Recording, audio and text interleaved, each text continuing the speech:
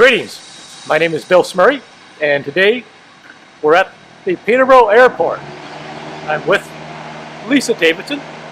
Hey, the airport manager. that's me. What a very important person she is, Bill. I know she is. And nobody in the city knows who Lisa Davidson is. We're going to solve that issue, okay? That sounds great. And lots of people know Scott Stewart, and I've known Scott for a long time. A couple of years, Bill. I might have had dark hair when you first met me. You actually did. So, we're at the Peterborough Airport, and the way I want to start this, if anybody can hear us, I want to talk about Lisa first, okay? Yeah. Lisa, tell us, you're the airport manager. I am, yeah.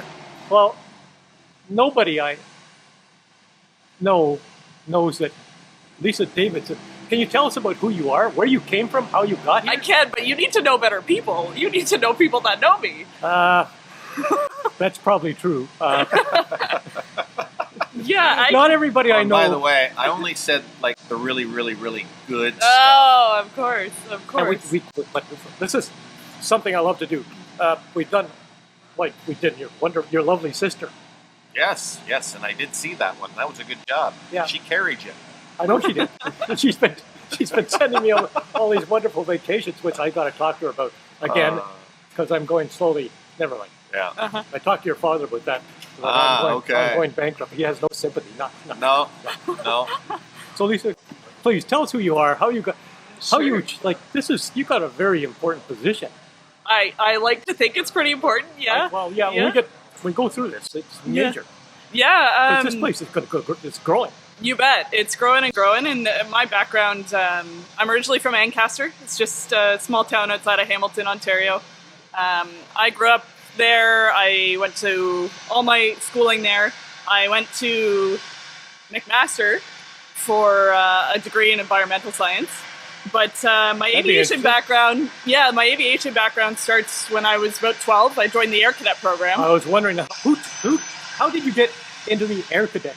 I mean, I was in what? Army Cadets. That was it. Oh well, you should have joined the Air Cadets. But how did you why? So it was actually just I have 3 older siblings, and all of them went through, and my parents were involved in volunteering, and I just kind of followed along, went down the chain. What's going on back there? Big jet going out. Yeah. That's not hurting, eh? That's great. Yeah. That's exciting. Oh, that's going to be a good one when it takes off, eh? Yeah. Yeah, and so I was just kind of following along down the line because all of my siblings had done it. And so I joined up when I was 12, and I did my glider pilot license when I was 16 through the program. I read that in your bio. Yeah. That's pretty neat. Yeah, it's pretty cool. And I did So that's planes with no engines, Yes, right? sir. Yeah, they told them sir. up and they just glide for it. Man. Yep. Steve McQueen did that in the movie once. That's just Well, if you're mentioning Steve McQueen, that is way before this lady's time. Oh, I know, but that was just an interesting tidbit. Yeah, I'm all sorry right. to interrupt. Okay. Yeah. So I still do gliding, but I did my private pilot license when I was 17 through the program, and then when I was 18, I got my glider pilot instructor rating, and I taught at the gliding school for about 8 years, moving through the positions, kind of teaching the students at 16, and then teaching the instructors, and then overseeing the standards for the operation, paperwork, and that side of it. So That's an incredible biography. yeah, so I did a lot with aviation already, and I still work with that program. I'm still a captain in the reserves, and I still do gliding on weekends in spring and fall. But it kind of got me into here, and I moved to Peterborough because my spouse, at the time, he was working as a flight instructor at Seneca College. And so when Seneca moved to Peterborough, that was a big, yeah. Oh yeah, big thing for this We're airport talk about that too, and the community. But this is what I always say, and people say, oh, what does Seneca bring? Well, I wouldn't be here if it wasn't for Seneca College, right? So I came here. What else did it brought? And what else is going to continue to bring? Yeah, and so I had just finished school. I moved to Peterborough. I applied for a bunch of jobs. I had some trouble at the start of it. So I was still working at the gliding program in the summer and spring and fall weekends. And then one day my spouse said to me, he said, oh, well, there's an opening at the airport. Sure. And I thought, all right, see how that goes. As you can see, it worked out pretty well for me at this point. Yeah, but it seems to be working out really well. Yeah. Now, how long have you actually been the manager here? The manager, it's been less time. So I've been here it'll be 4 years this fall. Okay. I've been the manager for probably about 2.5, 3. So Good for you. That's remarkable. Yeah. Yeah. Moving on. Yeah. Are you going to be able to catch that Challenger leaving? Because it's happening right now? it will be in a few minutes, so you might want to just be ready. That might be kind of cool for everybody to be able to see. Yeah. Absolutely. Mr. Stewart, Yes, sir. quite an accomplished businessman in the city. I've got a long way to go. But But we're having fun. When I first met this guy, it was in the Kiwanis Club, right? And this Yeah. was like 25, 30 years ago, whatever. Easily. Yeah. Yeah, And, easily. and he was in charge of the Dream Home Draw. He blew my doors off back then. He handled this whole thing, basically, right? Mhm. He ran it. that doesn't surprise me. No. Yeah, I know. And then him and his lovely sister Hmm. purchased the travel agency. Yeah, from our dad. I got to sit with your dad in the float the other day, too. Oh, yes, he told me. I saw him on Wednesday. Every You time were I- in the every time I July turn around- 1st parade. Every time I turn around, I run into him for some reason. I don't know. Yeah, Anyway. you know what? He's still very well connected in the city. He still enjoys getting out to all of the events, whether they are political or community involved. And you know what? He's doing good at Well, I know 81 he's- years well, I know old. he's great. Well, we're sitting there. I thought I knew people in the city. I don't know anybody. He's going, There he goes. there he goes. I think this may have to take a break here.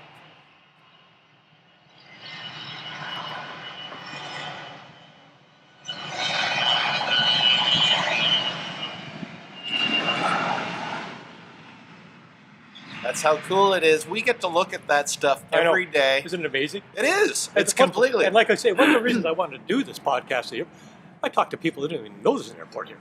Yeah, and that, you know what, Billy, and that's probably been one of the biggest and most strangest things that we've had to deal with the whole time that we've been here is, if you were to hit 10 people, 7 of them don't know that Peterborough has an airport. I know. And the 3 people that do know that there's an airport don't realize the magnitude and what's happened here over the last 4 years, 5 years, 6 years. And certainly they don't realize that there's passenger travel out of here now as well. So it's, They have no it's, concept. it's certainly an uphill struggle to try to Yeah, that's why I really keep wanted to do this. communicating that. And that was really one of the reasons why I wanted to get Lisa involved when you approached us, was to ensure that we were able to be informative and give you all the specifics of what's happening down here and how many people work here and how many companies are here I and wanna how talk many about all flights that. are here. And wanna oh talk my about all God. Because seriously, I thought I knew what was going on down here and I didn't have a clue No. until I got down here full time. I'm just blown away by the fact. Yeah. Anyway, okay, so moving on. Let's talk a little bit about the history of the Peterborough Airport. Is that okay? Yeah. Let's talk about that for now. And then when I do this sort of thing, I sort of jump around. Sure. We don't just, I jump around. You go with the flow. And my wife says sometimes our conversations are a bit disjointed. So let's talk. Who wants to talk? Go ahead. Just Yeah, that's fine. So, I mean, the property we're on right now started being an airport in the early 60s because Harry Oakman acquired the property and started building the airport, and they built 2 grass runways at that time. There was a commercial air service out of here for a period of time that I think not many people know about because it is in history. It was in 65. Bradley Air Service operated out of here. Charter service, flight training, maintenance of aircraft. They did a whole bunch of things. And then come 67, the city purchased the airport land from Yes. Harry Oakman, and now makes up a current large portion of the airport. And then there were some upgrades that happened, but there was a grand reopening of the airport the grand opening, on September 21st, 1969. So we're in our 50th year this year. I know that's Yeah, and that's the air show, and we get on to that later. Okay. Oh yeah, absolutely. So there was some rehab of the runways in 95, but in 2010, 2011, there was a huge expansion at I the know airport. that's Isn't that on your list too? That's next on my list. That's So we cool. can just carry this on. Sure, yeah. So in 2010, 2011, there was development of the businesses, there was development of the general aviation hangar area, the runway was expanded to 7,000 feet, and there was a total of close to $30 million invested in this airport to make it what it is today. New taxiways, new aprons, that extended runway. And there was a grand reopening that the Prime Minister attended in October of 2011 to celebrate, everything that had been accomplished here. And even since that time, there's more and more being built every year. Every year. And I know there's another hangar being, and we're going to talk about that. Yeah, you bet. Dave, do you have anything to ask? You want to put anything in? Well, not yet. Okay, I just thought I'd ask. Yeah. You don't have to snap at me. Yeah, no. And this whole area at one time was the property was landfill, Oh, yeah. right? Yeah. And so when they were making a lot of the upgrades this past time, they were finding sawdust, they were finding all kinds of things that were dumped here. So a lot of the excavation ended up being more costly than they originally thought because they had to. It always is, eh? Yeah. Yeah, Remediate. they had to take out and bring back in, and it's certainly, it is. It's such a jewel that we have, and it's just a matter of ensuring that everybody knows what they've got in their backyard. I know some of this material I want to go over twice, okay? But I want to talk about the fact right now we have a 7,000 foot runway here. So, Yes. could explain the significance of that? Yeah, absolutely. At least I'm sort of, but I have breakfast at this airport. Mm-hmm. A lot. A lot. And it is a great restaurant. it's a fantastic restaurant. Fields and Garden does a wonderful, wonderful job. I know that it's some of the best bacon and eggs I've ever. It's excellent. Exactly. I prefer the omelets, but Yeah. No, I'm pretty standard. But explain why a 7,000 foot runway is so significant, and other people don't and can't have it. Yeah, so we have the longest civil paved runway between Toronto and Ottawa. How about going the other way? Oh, Hamilton and that. yeah, they have some larger ones out further west, Okay. but we're kind of centrally located, and what it means for us is that we could take a 737-800 series. I know I've flown Oh yeah. 4 times on those things. Oh yeah. The And 400s. yeah, the 400s. the 400s. We'll talk but- about that too. Or an Airbus A320. Yeah. So we can take a pretty large passenger jet that could come in and out of here. It also means that the military can come in and out of here with any of their equipment. The C-17 has been here. The really big one that everyone talks about. Yes, It's been here. I actually flew over my house last summer or something, and I said I thought it was an American plane. It was so big. They have some too, but yeah, it's been here. The Hercules is in all the time, working with Stewart Aviation. Yeah, it means we can take a lot of different kinds of aircraft, a lot of large different kinds of aircraft. I think people don't realize that we do get a fair amount of business jet traffic and global express traffic and RJs and Challenger jets, and I mean Scott deals with them all the time through his business. So. Yeah. And that's and my bride and I have been on 4 of your trips out of here. But I thought the thing is that blows me away is we've been on 4 of these things. You talk to people, what are you talking about? Yeah. And that last conversation they had, they were talking about turboprops. No, I said no, not turboprops. Yeah, full jets. They're full jets. These things it's not turboprops. I mean, No. we can take the turboprops too. Oh, Yes. no. Oh, absolutely, we can. And interestingly, you say that, Bill. When we first put the business plan together, that's where we were leading. We were going down that road, basically 70, 72 passenger aircraft. Yeah, okay. And then, of course, once we started doing the plan and your homework, and being so fortunate on that very first charter to sell it out to New York on a 737, really that was what proved to us that the 737-400s is what was actually going to be the ideal aircraft for us to use. Yeah. And having anywhere between, depending on the destination we're going to, but having anywhere between 114 people and 155 people on that aircraft is sure, it's the biggest benefit we have. By the way, this is not to do with the airport. When are you going to have your itinerary for 2020 out of here?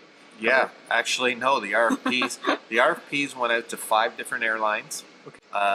2 weeks ago. They've got until the 15th of July to submit their 7 days from now. Okay. Yeah, so we're back. We're down to the short strokes on that. We are going to come out with what our final destinations are by mid-August, which will be approximately 6 weeks earlier than we normally would be coming out with everything. And the primary reason for that is it's all good news. We've sold the product out for the remainder of the season. I know, it's all, So there's nothing more to sell. I know. So we want to come out early enough to get everybody engaged with where we're going to go in 2020, as well as we want to make sure we take full advantage of close to 30,000 people being here for the air show that's going to be here in September. And we want to be ready for that because it is a golden opportunity for all of those people when they realize just the splendor and everything that this airport has to offer, and that when they find out that there's actually passenger travel out of this airport. Because ironically enough, when the city and the feds and everybody were putting the master plan through the consultants with this airport, actually passenger travel was not on the original submission. So when it came in, it was more the flying colors and the maintenance, the mechanics, the upgrades, the flying school, cargo, and passenger travel wasn't even on the radar. And You've certainly made that happen, haven't you, yeah, Scott? so for us, it's kind of exciting when you get to kind of spearhead something that is really taking off. Pardon the pun. So 50 years ago, the airport comes in. It comes in on a landfill, and so what is the progression there? Like where does this start? This is a private airfield that gets built 50 years ago. Yeah. Where does, because now it seems like there's the Stewart Travel, there's the Loomex group, there's the Seneca. Like where do all these things fit in to that path? I would say, to be honest, the majority of them happened after the major expansion. So after that 2010, 2011, I mean, we had some core businesses that have been here for quite some time. Flying Colors is a great example of that, and they just keep investing here. But after that expansion, that's when you guys started the charters. That's Seneca came here in 2014. The Loomex group, certainly, we've certainly developed over the past 5-10 years. So basically since that grand investment going out. And so everyone came in. All the different companies came in. Well, really invested in after the 2010, 2011 expansion. And then, so what are, maybe we could just say what are all the companies and what sort of their role is in the airport? Because I mean, someone who's coming in doesn't really know what the difference between it's the airport, right? Yeah, absolutely. So you're gonna have to forgive me on this one because I don't want to leave anyone out. So what I will say is that we have over 20 businesses here at the airport, and that ranges from the maintenance and repair and overhaul that Flying Colors does. We have 3 separate flight schools. So we have Seneca, plus we have WM Aero, plus there's an ultralight flight school that operates out of here, has for some time. One just went out just a minute ago. Yeah, one of the hopefully ultralights. That was caught on camera. A little ultralight went out. So we also have some charter flights as well. So that King Air that just taxied out there, that's President Air Charter that operates out of here. We also have Vector Air that operates out of here. KDEX sells aircraft parts. We have engineering companies. We have human resource companies. The Loomex group, certainly, we manage and operate this airport as well as do emergency training and courses for other airports, other communities, municipalities across Canada. So, there's just more and more and more, and there's more of a reason for people to come here, and people putting money back into the airport. Flying Colors, for example, building their new buildings right now. We have the opportunity here. We have the space, we have the development ready. We're ready to bring in whoever wants to come. Certainly, we used to have a different FBO provider, and along came Scott with Stewart Aviation, and the feedback that we've gotten from people flying into here is just phenomenal. Yeah, we're going to come back. We love the guys over there. We love the guys and gals that are helping us out, rolling out the red carpet for us when we get off our airplane for the day. So they're just, we're growing and we're ready for more. Yeah. And so tackling onto the end of the history, what's sort of the progression going forward? Where is the airport looking to go next? Well, that's the million dollar question. Yeah, sorry, Phil. Dave, that's the $1 million question, because I hope you're happy. I think every one of those tenants that are down here, that businesses, would have a whole vision in their own. and certainly being able to see everything that continues on a day-by-day basis only engages those of us that are here and want to achieve even more. I mean, with the SOAN, the Southern Ontario Airport Network that has been created through the great efforts of Pearson International Airport, and where that's going to push with 10 local regional airports, of which Peterborough is fortunately one of them, and sits on the board, and they will be. Well, they have no choice. They're running out of space at Pearson. They have no slot times. They have no Scott, place. Oh, there's the ultralight. There's one leaving right now. So that's what we were talking about. And there's a flight school for them as well here. Mm-hmm. Scott, can you expand upon the no slot thing in Toronto? Yeah, Because people don't. The fact is that Toronto is at capacity. correct. Yeah. So And there's no place nobody to grow. People don't understand that. Yeah, so they're landlocked, obviously, Yeah. for one thing. So there is no place for them to expand to. But a slot time is a time in which an aircraft can either arrive or depart. Doesn't matter the size of the aircraft. The slot time is the Filled. time It's that all it is filled. allowed to, right? So for any charter, skeds, cargo, anything that's going in and out of an airport, there's a slot time specific to that. Once those slot times are full, there is no other option. They can't create more slot times within the time No more because time. there's no more time. So what we're starting to see through all of their meetings and consultation is that Hamilton's, Kitchener's, London's, Peterborough's, Niagara, Barrie will start to incorporate and see different opportunities based on where they themselves as an airport are and what they can handle. So I think for Lisa and I and Trent and the rest of the group that are down here, it's important for us to continue to push the envelope in Peterborough so that we can attract a lot of what's potentially going to move outside of Pearson. 4 years ago, Peterborough wouldn't even have been on a list for passenger travel. So now at least we've been able to bring those 737s in here, make an impact, and at least we're getting noticed. Yeah, there's other factors like the 407 coming through too. Oh yeah. Oh yeah, for and sure. Yeah, and the whole area is going to keep on. It's a good area for investment as far as I can see in business. Yeah, absolutely. Yeah. And one of the things I've got down here that I just jotted down was a strategic development plan. In this place, the airport's accounted for 103 million in gross domestic product. I don't know how that broke down. How did that break down? Well, Lisa, I've only heard Trent and Nancy talk about it 25 times, but you can take this question. Yeah, that's great. Oh, I've only heard them talk about it 25 times Actually, too. it's not actually a question. Just an explanation.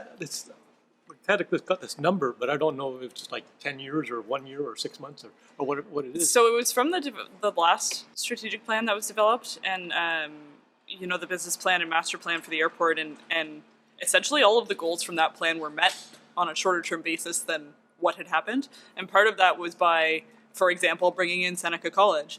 Well, yes, they have 22 airplanes. They also have. I didn't know that. I tried to count them. And I had breakfast. They just keep going around in circles. Yeah, You can't quite get a hold of it. Yeah. Yeah, so they have 22 airplanes, but they have, at least 150 students that are living in our community, that are paying rent, buying food. The staff there, they have probably 100 staff between part-time and full-time staff. They're not always all there, but it's just in the fact that we have 380 some odd people employed at the airport right now, right? It's all of those people living and participating in our community and our events and bringing that in. So It's amazing, and nobody knows. yeah, it is. So I guess a few people know, but not like Yeah. What else have I got?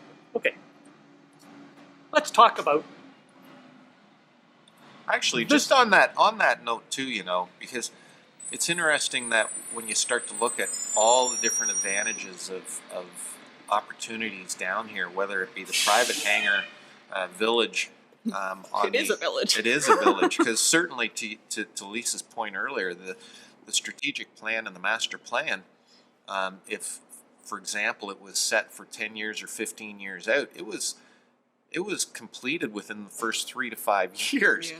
So therefore, that's why they had to go back and go, because it was such a success. It was overwhelming. And, you know, this past weekend, there was a NASCAR race at Mossport. Yeah. We had 6 jets come in from all over the U.S. with the race car teams, staff, sponsors, you name That's it. news to the community. What you just said. Yeah. Totally. So we had, I don't know, we had over 20 car rentals from our local car companies. There were hotel rooms. All of these people that are now just all of a sudden off of these jets that just came in, boom, plunked, and they're in Peterborough now for the weekend enjoying NASCAR, but they're also seeing the sights of what this entire region has to offer. I know. Because we have to remember that this airport is in Stewart Travel's world. The catchment area for this airport, for us, for business-wise, is west to Pickering, east to Napanee, and north to Halliburton. And there's 1.2 million people that reside in that triangular catchment area, which we've designated, as in Stewart Travel has identified, as being where our customer base can come from.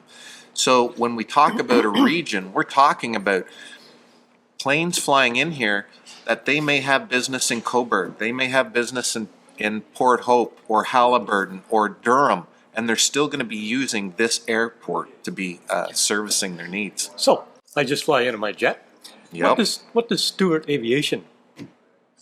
We do everything and anything we They possibly They sure can. do. Yeah. Go for it. Go for it. Well- If we just fly in with our jet, and here we are in Peterborough, and there's the Stewart Aviation, and I don't have any gas. Yep. And I don't have That's the I easy don't have a rented car. Yes. I don't have a roof. So Yes, that's the easy one, and I think it's best thing to do is use the alphabet. We do everything from A to Z. Okay. And when we're coming in, one of the biggest things, Bill, that you can appreciate knowing me for as long as you have, and knowing my sister and my dad, it's all about service, and it's all about that client and customer experience, and we're just trying to take a lot of what we've learned and understood over a 33, 40 year, 50 year in business, bringing it down here, and having the ability to be down here since October, when we acquired the rights for the FBO and everything that comes with It's it. only been since October. Yeah, it's only been since October. So, but a lot has happened in a very short yeah. period of time. But it's funny. yeah, I talked to Dana. Where's Scott? Oh, He's at the airport. But to Lisa's point, these jets and private pilots are coming in here, and we literally are greeting them. Every aircraft, we're marshaling, we're parking, and we are putting out a red carpet for them when they get off their plane. We literally are doing that. I got a red carpet when I get off the airplane. Exactly, sure you do. So it's everything from the small and those little things to obviously the easy ones are fueling the aircraft. We have full de-icing capabilities of aircraft all winter long. We mentioned already the marshaling, the airport or the apron management. We're also looking at handling all the car rentals for the people that come in, the hotel needs that they have, all the catering that's on board. And that's everything from having, we had people fly in from Brussels last week in a private jet. They were dropping their child off to a camp here for a week, all the way from Europe, which is like, holy cow. And then they were leaving here 5 hours later, flying to Vancouver. So through our good friends at Sobeys, we were able to put AAA Sterling prime rib and salmon on baked. And John up there. and the catering that we're doing is over the top as well, because it's everything from just a couple of portions for 2 people to doing Thanks for the 100. suggestion. I'll go after John and see if he'll come. Yeah. We've got full electrical units down here, GPUs that planes will plug into, and that's everything from medevac when they fly in to be able to keep all the machines on their aircraft running They can do flight plans and that sort of thing. Oh, totally.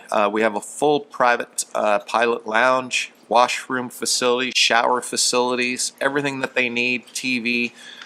flight-aware computers, printers, everything that they need to be able to do what they need to do. We're also here to help and facilitate anything that any of the other tenants may need as well. Yes. And I'll tell you, that's one of the things that I think I'm most proud of, is being able to come here as of October and really cement and push the relationships with all the other tenants. And that was important to me, being the new guy on the block, I guess, and wanting to ensure that we were, that we were doing whatever it was that we could for everybody else to be down here to help them succeed. And, the vision is limitless. And that goes back to the very first question you asked, or Dave asked. The vision is limitless. I know. I just love both your optimism. It just, and that's how be positive or go home. Like, totally. Well, there's a will, there's a way. I remember the phone call I made to Trent Gervais down here at the airport, and Trent didn't know who I was, and I didn't know Trent. And we had this wonky idea. I read his bio. He sounds like a really extremely interesting individual. Totally. Yeah. Oh my God, totally. And when we had that very first wonky idea about bringing the 737 in here, we didn't know what, how, who, what, anything. But you did it. Okay. We did it. And Trent was so invested in the community. So just for everyone out there, Trent used to be the fire chief in Peterborough. Go on. I'd like to hear more about him, because I read his bio and he sounds like one of the most very interesting individuals. So he's been at a whole bunch of different cities and towns, but he was the fire chief in Peterborough, the city emergency manager for Peterborough, and he took on the airport manager role when he was in that role. And he basically saw the airport through the development process. He took over with partnership with Bob Barry, the Loomex group, who then was contracted to operate and manage the airport. So Trent was the airport manager here for many years before I came in. But basically, and I think that's why him and Scott get along so well. Scott goes, yeah, sure, we can do whatever you need. And Trent goes, yeah, we'll make it happen. That's his attitude. Like, I'm not, we'll find a way. He gets along with everybody, though. And Trent is still, the airport is his baby. It's been his passion and his project for so many years. He's still the general manager over the airport, so he sees a lot of the construction and development and goes out for business development. And he sits as a member of the Southern Ontario Airport Network. So he goes out and tries to sell people on coming to this airport. We're all very passionate about it. We want to be here. We want to see it grow. We want to succeed. I look around, all I see is growth opportunities. Yeah, absolutely. So right now, is it largely like individuals who are coming in, or is it largely businesses? Like what is the split there, or what does a normal customer look like of the Stewart travel? The normal customer. That's $1 million question. Well, the normal customer this past weekend would have been NASCAR. Yeah. Because everything that was coming in here was all related to that Mosport experience. During the week, we saw an executive fly in from Calgary who happens to have a cottage just outside of Madoc. And he's here every other week. We have the president of Nexicom fly in every Tuesday and Thursday. We have Medevac, unfortunately. For all of us, that they have to use our services as well. And they're flying in from all over the world with individuals that have either been injured or fell ill. You've got your Sunday morning coffee pilots that come in for breakfast at the restaurant. You've got a gentleman this morning, he was leaving, he flew in, he's from Texas, and he was coming in because his mother and stepbrother live here. And he was coming in just to visit them, hadn't been here for 2 years, or 3 years maybe, because he was talking about how wonderful this airport was and the last time he was here. So that was just a gentleman this morning. But that's on top of all of the regular day-to-day operations here. What Scott's talking about is all those ones that are coming in, never mind the 22 Seneca aircraft that he goes and deals with, and his company and his staff go and deal with all the time. Our local, when Flying Colors needs a jet coming or going, the fuel, our charter companies, our other flight schools, that's on top of everything that happens day to day. We have 27 or 28, don't quote me because I haven't counted lately, of the general aviation hangars, private hangars. And you know what, those all host at minimum 1 aircraft. Yeah. At maximum 3 to 4, but it's everything. And I remember reading it at one point, this was way back in October, so I won't say the exact number because it may elude me, but there's over 120 aircraft registered to this airport. And just growing. Yeah, and who would have thought? It just keeps on growing. And so the 7,000 yard, 7,000 foot runway. Is this something that needs to grow in order to take on more aircraft? Like the reason is the bigger aircraft require a longer runway in order to land, basically, right? Yeah, I would say right now we don't really need longer. We're not because we can take that 737-800, so we're taking fairly large aircraft if needed to come and go. Yeah. And just for the listeners to put that into perspective, that's 186 seats. Yeah. On an aircraft. So that's basically what Air Transat's flying to the Caribbean out of Toronto Pearson. Mm-hmm. Okay. Is a 737-800. And so when we're talking about like the slot times with Pearson, like this is basically open-ended in the sense that you guys have lots of slots available, or like how many slots? That's a complicated one. Yeah, because so Toronto Pearson is very much controlled airspace. They have air traffic controllers. We are completely uncontrolled at Peterborough. There is no tower. There's no air traffic control to tell the planes where to fly. It's just open communication between the pilots. They have to have radios coming in here. It's called a mandatory frequency. But it's an uncontrolled airport, so there are no slot times. People can come and go whenever they want to, 24 hours a day. And so if you're a pilot and you're getting ready to land here, you're scanning the sky, making sure that no one else is already hitting the runway, kind of thing. Yeah, and you're communicating with the other pilots. It's a lot of radio communication. There's standard procedures that they have to fly when they're coming in. Right. So as long as they're flying those procedures, talking to the other pilots on the radio, it's not a problem. So if you guys were interested in doing like the bigger airplanes where it's like Air Transat going down to some place, would you do like a blackout time where you say like, look, no one's landing for this period, or no? Just the 737s that are coming in, they would have the same sort of. They would make it work. They have the same training. We've seen it enough times with the companies that Scott has used. We've seen it with First Air and Canadian North and Nolinor and Porter that one time. The pilots know how to operate, whether it's controlled or uncontrolled, and they just work around the traffic that's there. And our day-to-day operations, so our flight school or our general aviation guys are pretty accommodating when it comes to that. They're not going to get in the way of a 737 that needs to come in, right? So I noticed that. Yeah. Yeah. So a tower. Let's talk about a tower. When would that be the requirement? At what point? Oh, that's a complicated, complex question. I thought so, but because it's not up to us. It's up to NAV Canada. And we have had the discussions with them about, whether we think one is required or not. But they have certain guidelines for the number of movements, so the number of takeoffs and landings, the mix of traffic, whether they're flying by visual flight rules or instrument flight rules. There's a whole bunch of factors at play, and they just think we're not meeting that as of now. But to be honest, it's also a discussion about money. It costs money. How did money get involved? Yeah. It costs money to build a tower. It costs money to staff it, and it costs money to build the radar that would be required to have it. So if you did have a tower, then does that mean that some of these little, like the light aircrafts and those kinds of things, like would they have a harder time landing then as soon as that comes in, or is there? No. So there's no negative side of getting this. It's just okay.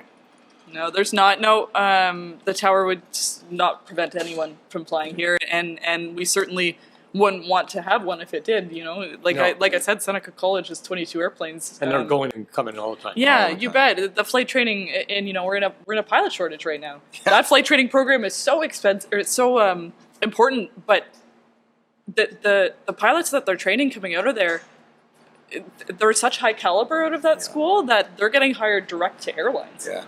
That's really interesting. That's a really good point. There was 23 or 33 graduates this past May, and every one of them has gotten a job with one of the larger aircraft. We're talking Air Canada Jazz or Sunwing, WestJet. Yep. So right out of here. Right.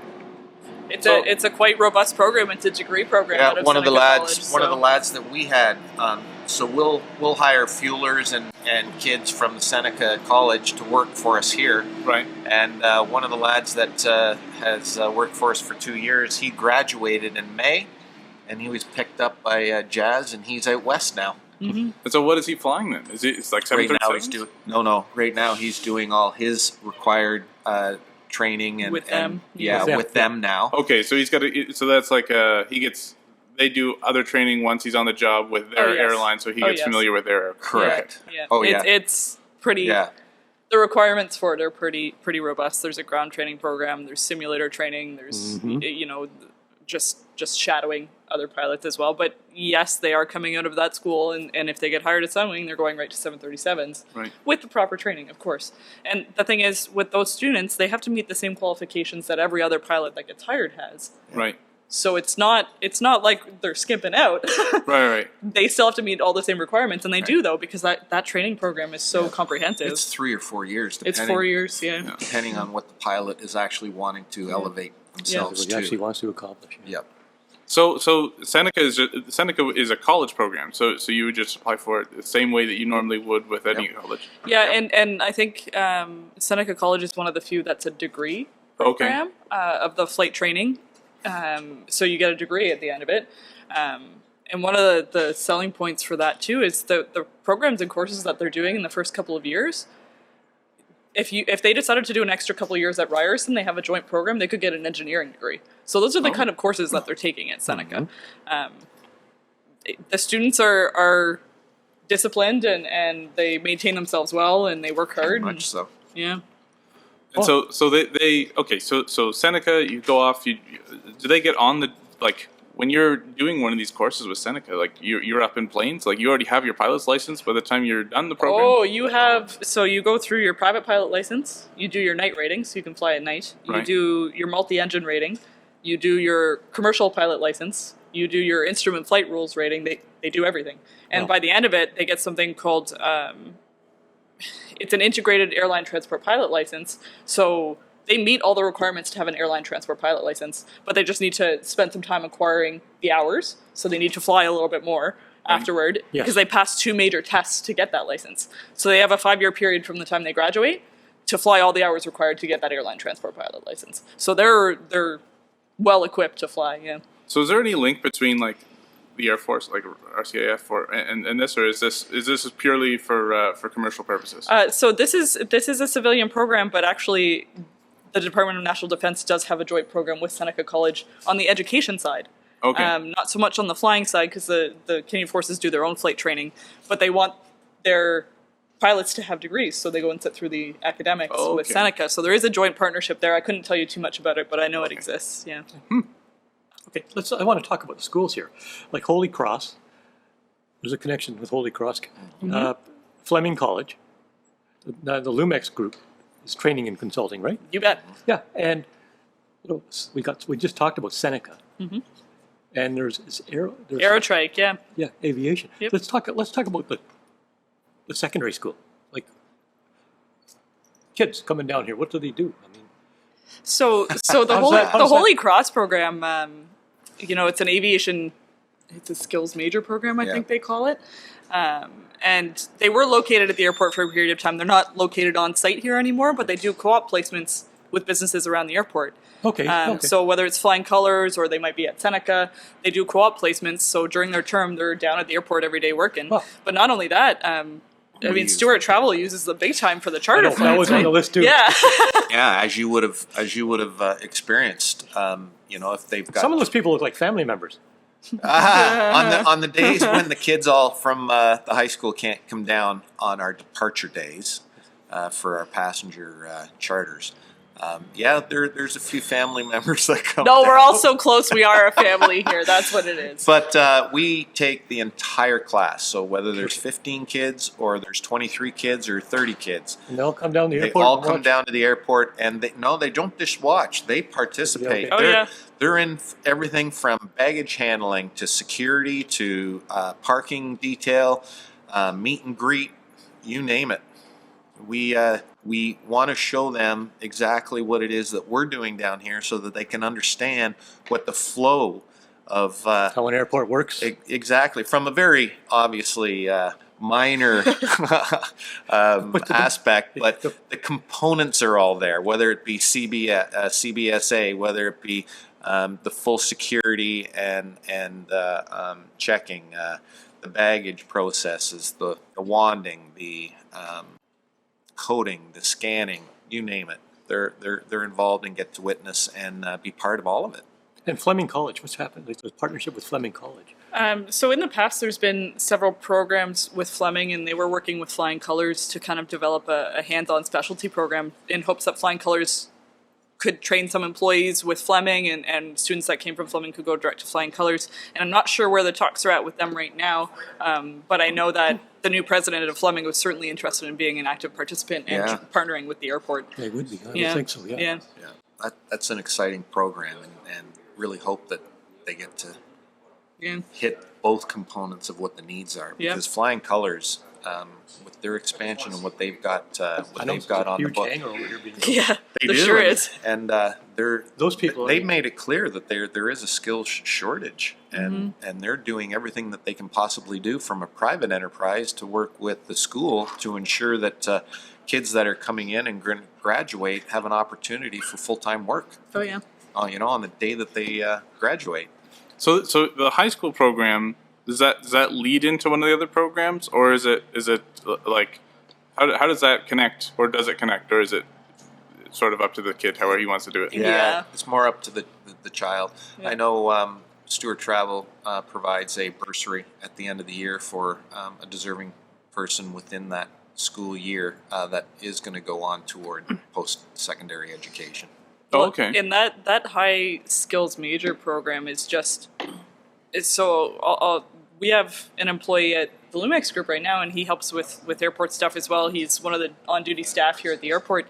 He was one of the first student classes through the high skills major program, and then he went to Georgian College and did an airport operations diploma program, and then we've hired him here right out of school. And so he kind of said, well, I've gone from being at this airport, gotten my diploma, and here I am back at the airport. And he's great. And that's the kind of thing that we want. We want to draw people into aviation. I think that high school program is really doing it. I think it's fantastic. Yeah.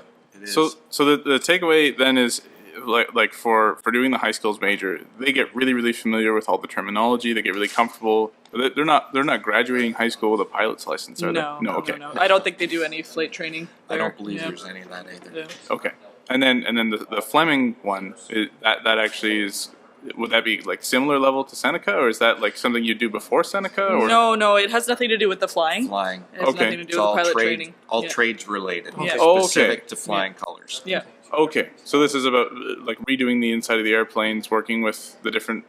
Yeah, and I don't know that program actually exists right now. Okay. But I believe that working towards it. Yeah. Okay. The new president of Fleming is very much on board to help support the community and keep jobs here and develop what we need. Yeah. Okay.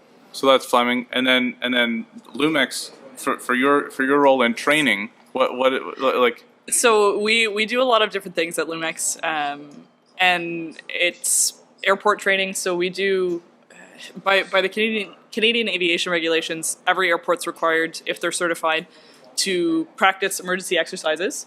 Every 4 years, there's a full-scale emergency exercise, and every other year you have to do a tabletop, kind of sit in the room.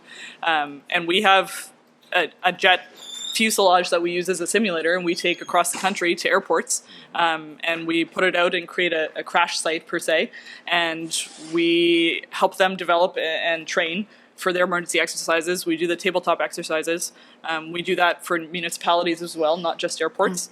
And then we also do training on things like a scribe course, a note-taking course, emergency management. We do a lot of different training, and we have the background for it with the people that we have on board, Trent being the emergency management background and the airport background. And so we work with a lot of different airports on those things in a lot of different municipalities. So your training program is more in line with keeping airports sort of on their toes as opposed to getting into the airport? Yes. Okay. Yeah. And simulation. 2 weeks ago, we were fortunate enough to be able to take part in a full-scale operational simulation where two planes collided in midair. Okay.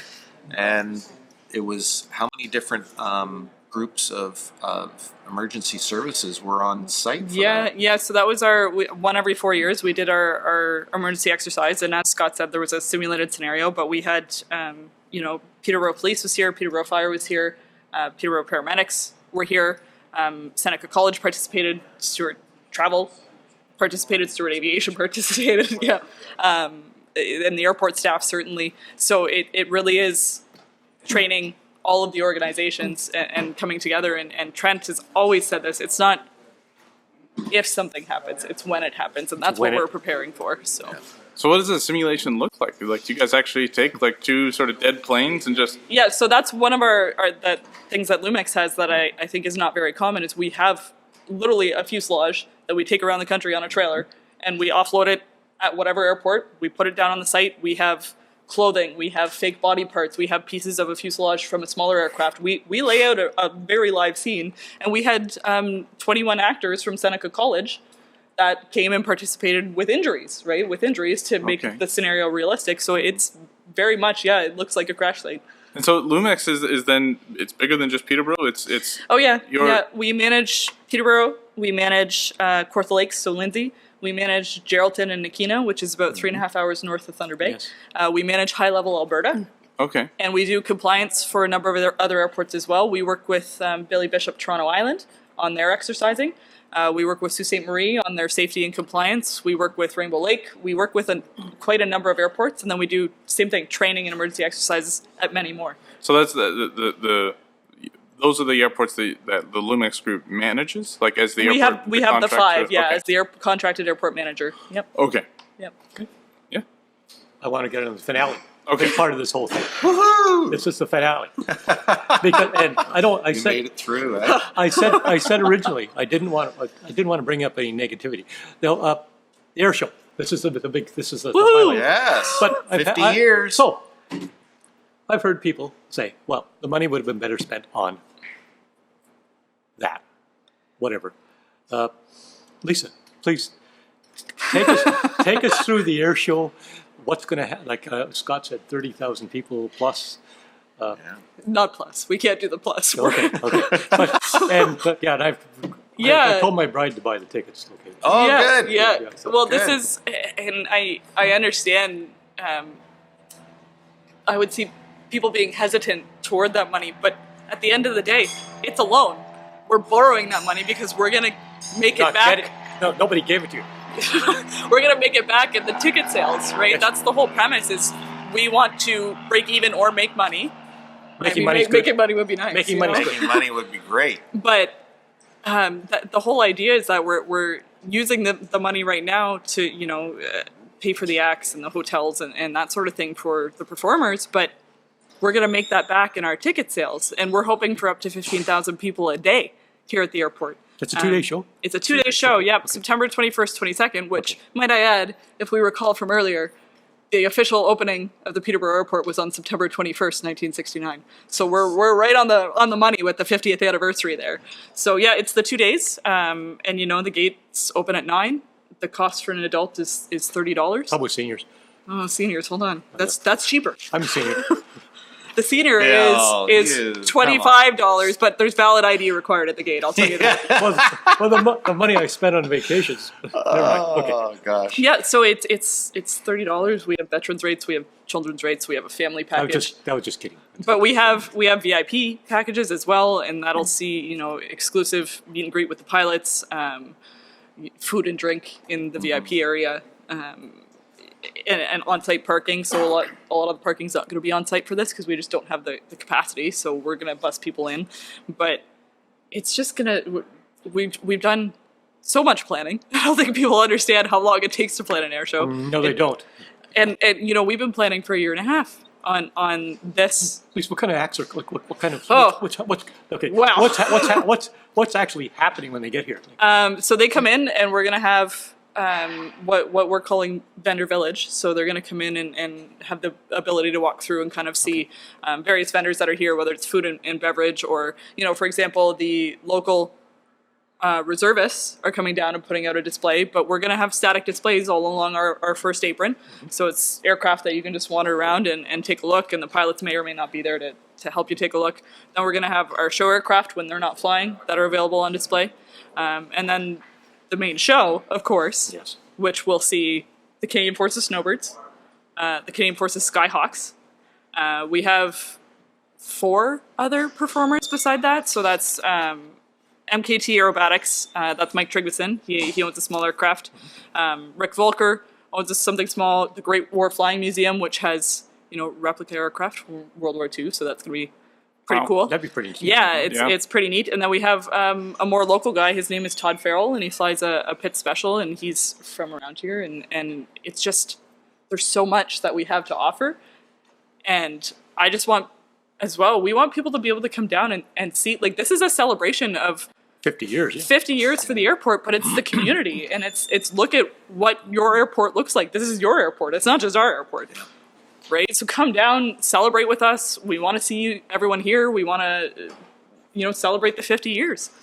I know when we started to get involved with it, the first thing that popped into my mind, and maybe this is coming from a mindset of community giving for basically my entire life through my dad and my grandfather, and this is a way to give back to the community.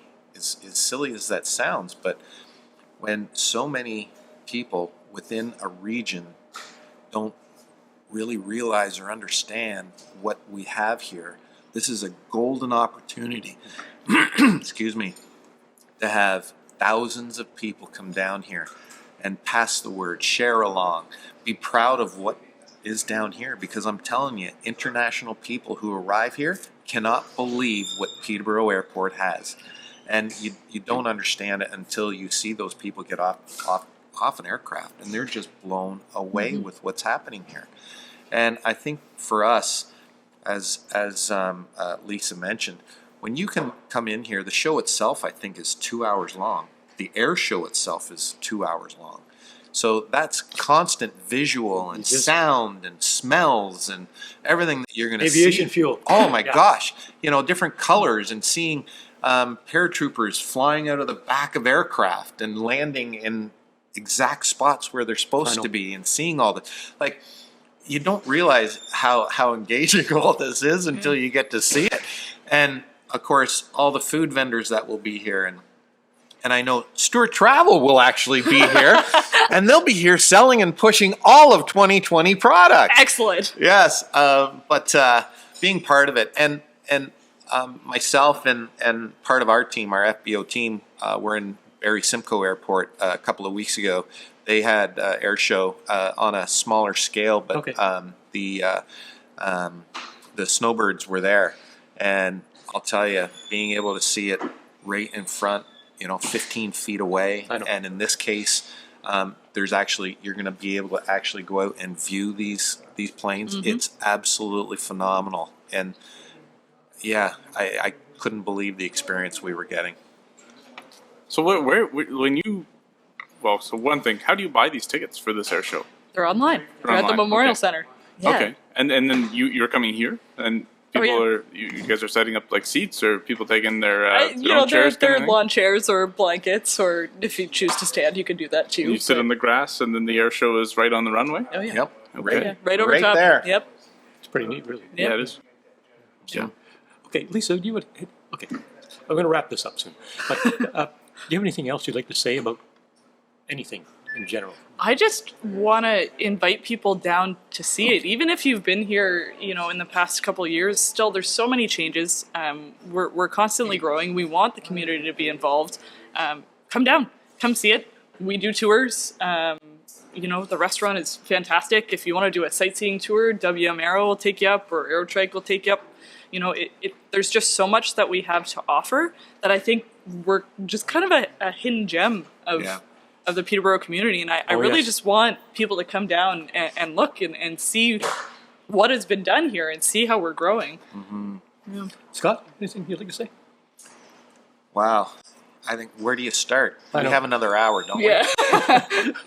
Well, I know. I was scheduling this way because I think the two of you have other things you have to do today. A couple maybe. Yeah. So I thought maybe we've been doing this for about an hour. I thought maybe I thought like keep on waiting for Lisa's phone to go off, and she has to run away. Yeah. So Hasn't happened yet. No, it hasn't. And that's why happened I'm counting my Yeah, no, and for me, coming down and having the opportunity to be on air side and operating with an unbelievable group of ladies and men in our team. Well, the people in the restaurant are first class.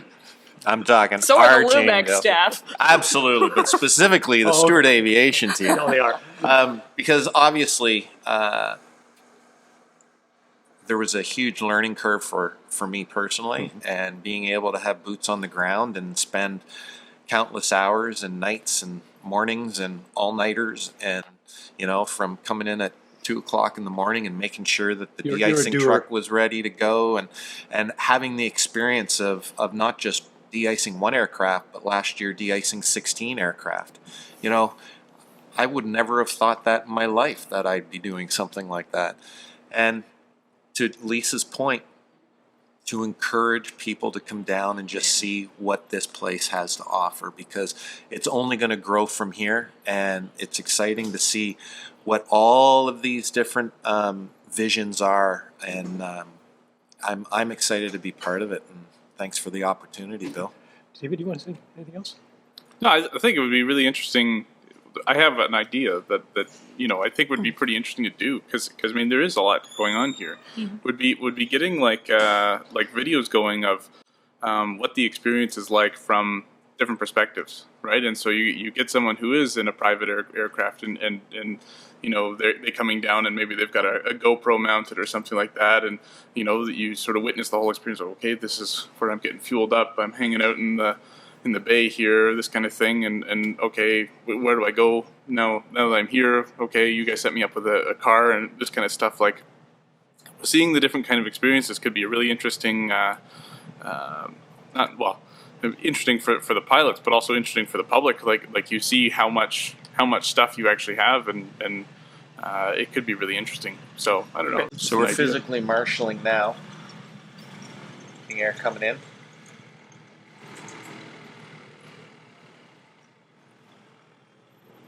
Okay. I'm Bill Smurray, and I'd like to thank Lisa Davidson, Airport Manager, Scott Stewart, owner of Stewart Aviation. Yep. My son-in-law, David Helene, who makes this whole thing run, and my very good friend, Lindsay Reynolds, who's been over there showing us support the whole time. Thanks for watching, listening, and maybe we can do this in the future again, if that's... Absolutely. Yeah, love to. Anytime. Okay. Mm-hmm. All right. And thanks. And you know what, Billy? We'll bring you down here in January. We'll open the hangar and we'll let you guys do this at -40 instead of +40. I'll be in the sweeper. It'll be fine. Yeah, exactly. Yeah. Okay, thanks. And thank the two of you for even allowing this to thank for happening. Okay, I really appreciate it. No problem. Yeah. Okay. Bye for now.